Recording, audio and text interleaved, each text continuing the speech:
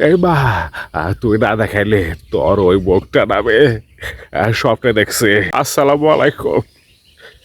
এখন আপনাদের মাঝে মা দিয়া মানে মাকে নিয়ে একটা কষ্টের ডায়লগ দেব।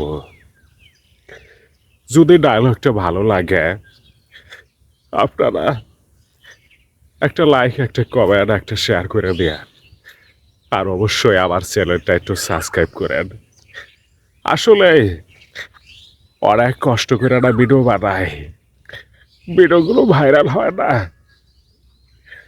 সেই কষ্টে আমার মারে দেয়া একটা কষ্টের ডায়লগ দেব।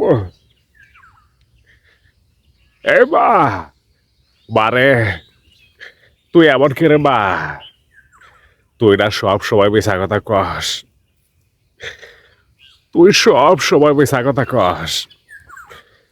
তুই তুই আমার জন্মের পর কেন দূরে ঠেলা দিছিলি?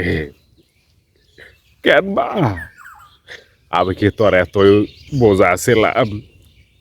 আমি কি তোর এতই বোঝা ছিলাম রে মা, যে আমার মতো একটা সন্তানের যে আমার মতো এরকম একটা সন্তান রে তুই বাড়িতে ফালাই দিছিলে?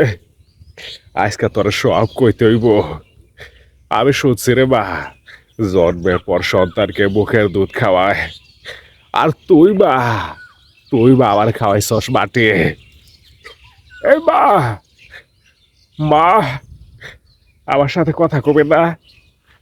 এই মা, তোর মুখটা একটু দেখতে চাই রে মা, তোর ওই চাঁদ মুখটার একবার দেখতে চাই রে মা, একবার দেখা রে মা।